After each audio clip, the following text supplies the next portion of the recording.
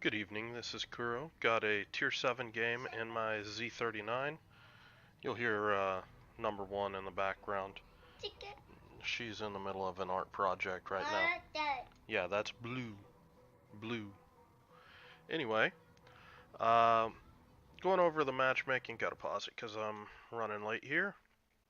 Going over the matchmaking. This is actually pretty favorable matchmaking. I actually debated on whether to actually include this video or not because frankly the enemy team doesn't have that many ships that are really that big of threat to me, but have an exchange with the Mayhan that I want to spend a little bit of time talking about how the German destroyers with the 150 millimeter guns work in relation to other destroyers that I do think that it's important to talk about.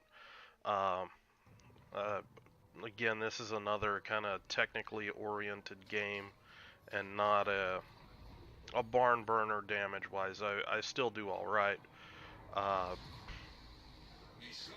but you know, definitely want to discuss how the 150s work in relation to other destroyers because frankly, as I see these boats, you don't have the DPM really to get in huge gun battles with destroyers.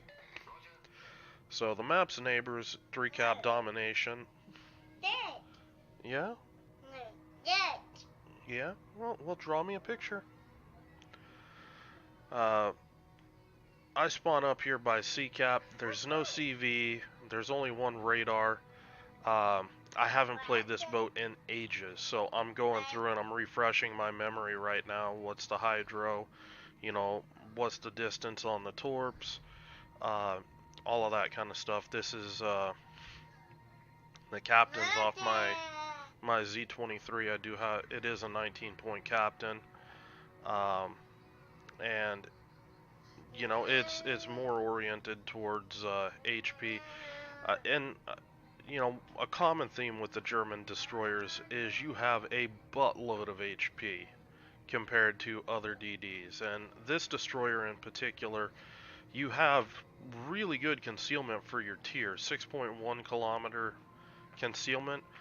Uh, you also have an insane 22,050 hit points. You're talking, you know, tier 9 levels of hit points. Even some tier 10s um, are pretty close to the level of hit points you have when you have concealment or survivability expert.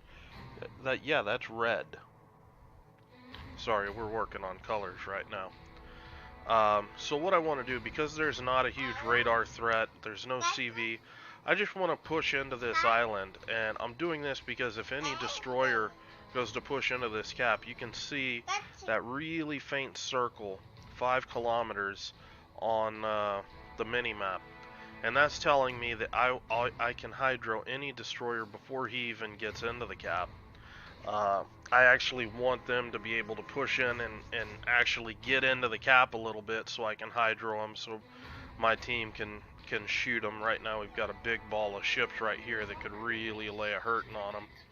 And I back up because I want to get some spotting down in this corridor. I do see the Indianapolis here.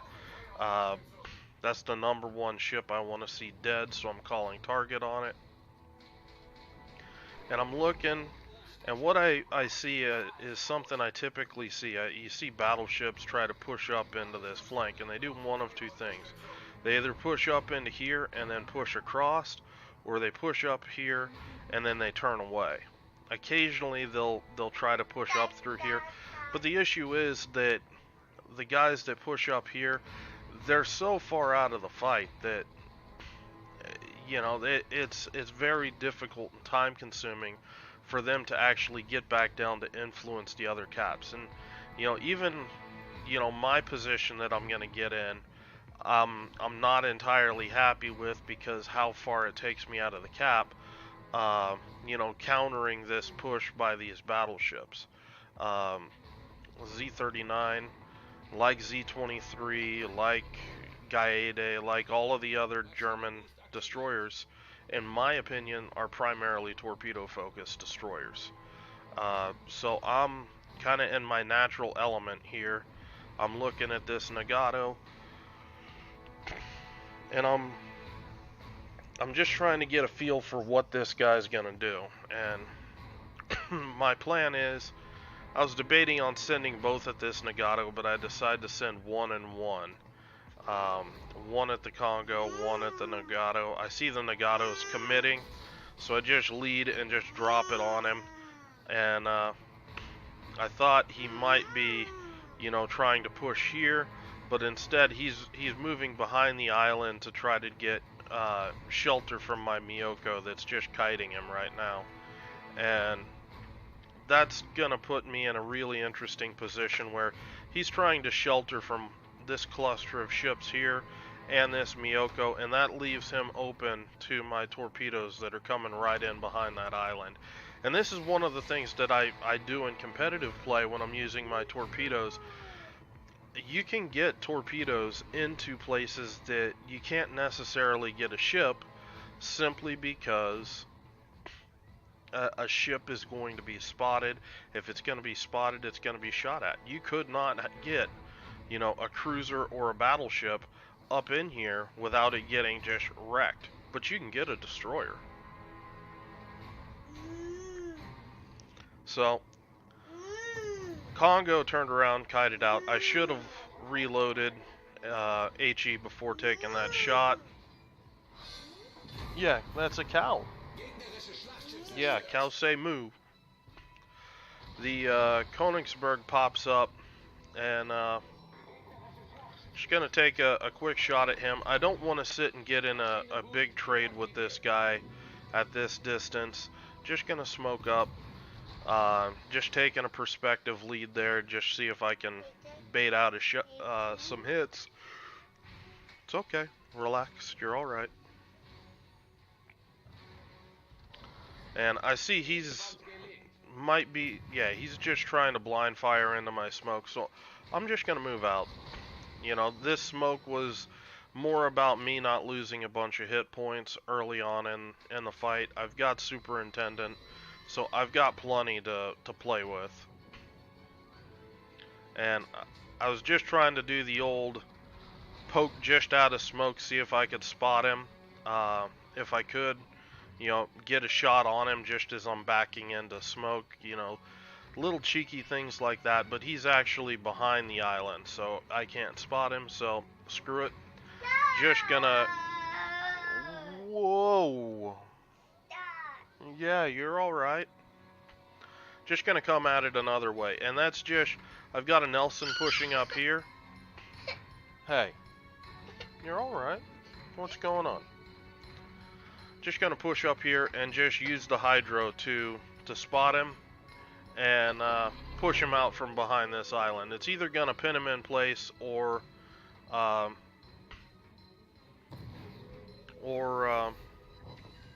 force him out. And just got a little window of opportunity there. You can actually do a lot better than that with this ship. That was only one citadel there. I didn't have much to shoot at. But a 4K salvo on a light cruiser, that's really nice, and that's where your guns are actually pretty interesting compared to regular DDs. Regular DDs, you kind of struggle to deal with other with cruisers, unless you're typically running IFHE.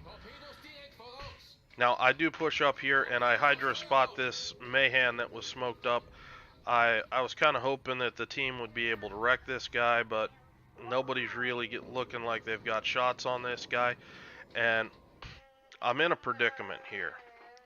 And I pushed up to basically support this Nelson. I figured that this Königsberg was going to try to kite out, going to try to drop torps on the Nelson. I want to put... Yeah, that's right. I want to put pressure on this Königsberg and dislodge him from this position. Because we've got a Byron here, we've got a Nelson. We should be able to wreck this guy in short order.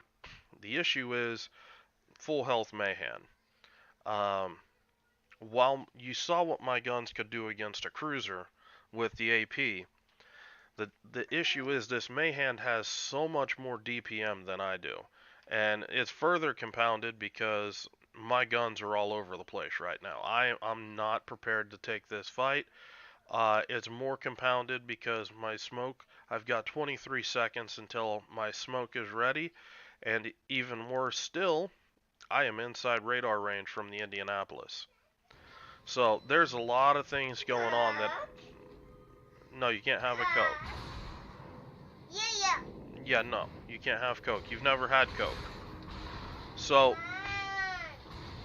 this is kind of, it's not kind of, this is just bad positioning right here. This isn't a fight that I'm looking to have, but it's in my face, so I need to do something about it. And right here, I finally get my guns around on target.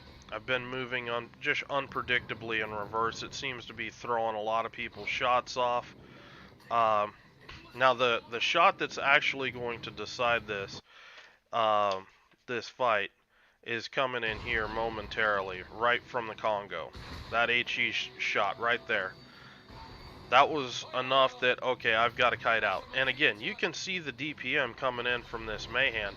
I can't keep up with that, so just gonna disengage. Now that I'm disengaged, I'm just now leaving the radar range for the Indianapolis. I knew this island would block the cover, so I'm just gonna save the smoke.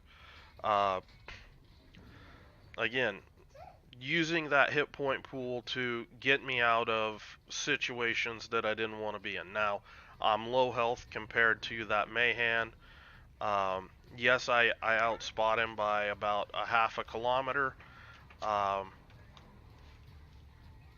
But it's a situation that I'm gonna have to try to work around, and it's going to reflect in how I play. At this point, I can't really be opening up on these battleships like I would normally be doing with HE. These guns have fantastic fire chance for destroyers. What do you want? No, you can't have that. You already ate too. You can't eat. Nope, nope. Yeah, no. So normally I would be harassing the hell out of, this Congo, the Indianapolis, just putting, miscellaneous shots in, wherever I could, but without the hit points to do it, I just am gonna play cautious. I'm pushing up close to this Nelson, mainly to try to spot torpedoes before they become a thing. Indianapolis is going down. I've also was taking kind of a wide approach to try to stay out of that Indianapolis radar range as long as possible. Once it actually looked like my team was going to finish him off, I actually turned around and started pushing towards B-cap. And when I said earlier that I wasn't happy with how far I got away from out of the fight, this is what I mean. All of this time, I still haven't crossed into the 7 line. So that Indianapolis had fantastic position. If my team had done a better job, or his team had done a better job holding the 7 line, that was a game-winning position because he literally would be blocking our ability to take these 2 caps, and it would really make the situation difficult on us. The Mayhan did smoke up. That was a pretty cocky play. These torpedoes are no joke. They hit pretty good for this tier. They reload pretty quick. They're fast. They've got really good concealment. Honestly, I prefer Z39 to T61. That's how highly I think of this boat. If I was going to pick one of these destroyers as a premium, I would much rather have Z39. Plus, I find her more fun to play with. But you're already drawn, baby. Yeah. There's your crayons. There's your paper. Apple. Yeah, paper. Apple. So I'm wasting smoke number 3 just trying to get some additional damage in here. Hey, hey. There's nothing that can radar me. Nothing that can really torp me. You know, this is just me farming damage right now. And you can see, you know, there's no IFHE or anything like that on this. This is just a straight HE. Uh, Unfortunately, that Congo started turning out, so that shot didn't land, so you don't really get to see what the AP can do on broadside targets, but it's very nice. Trying to get that, you know, second fire. No, stay out of my coffee.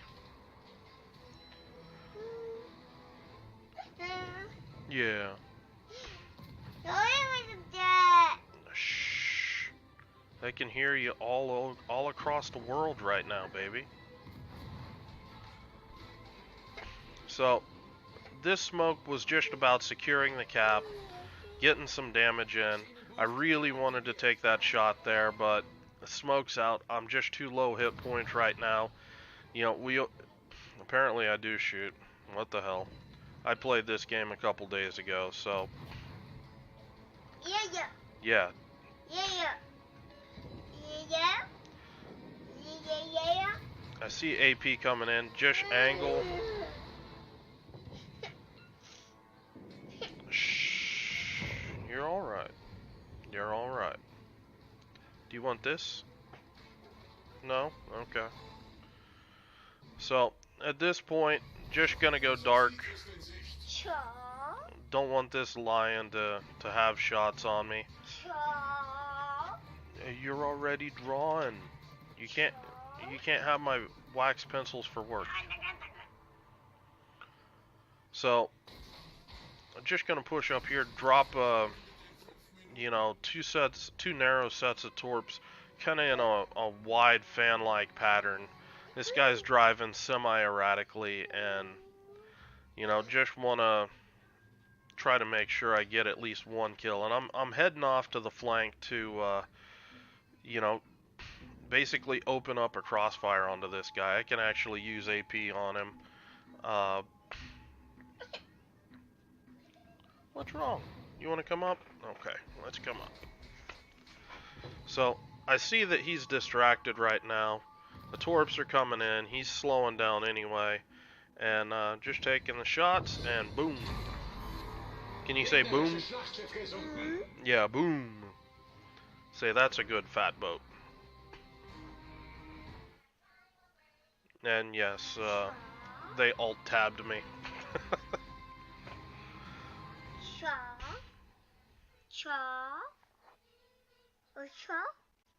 Baby, you're already drawn. So anyway, this was 3 kills, 72,000 damage. Again, this game really just wanted to highlight the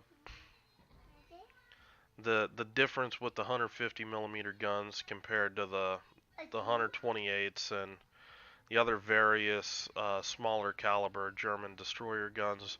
Z39, I always have figured that I would just you already ate. Shh, you're okay. If I was looking to fight destroyers, I would run, you know, the smaller caliber guns. If I was looking to, you know, put pressure on cruisers, battleships, you know, try to farm dot damage, I would run the 150s. And that kind of theory has served me well with most of the destroyers. I think the Gaede, it's just the 150s are flat out an upgrade. In my opinion, there's a lot more squishy cruisers, that kind of thing. So Gaeta, just run the 150s. But Z23, you can kind of flip-flop a little bit. And the AP on Z23 is actually usable because the destroyers at that level have thicker armor and you can actually get AP pins, whereas at Gaeta and T61 levels, you just tend to overpin destroyers when you're using AP, unless you catch them at just the right angle. So anyway, here's Z39. Uh, just wanted to talk a little bit about the 150 millimeter German destroyers. If you got any questions, leave them in the comments below. I hope number one wasn't too distracting for you guys. She's up and going, and this is pretty much the only time I could get this video done. So anyway, hope you guys have a good night, and I will talk to you later.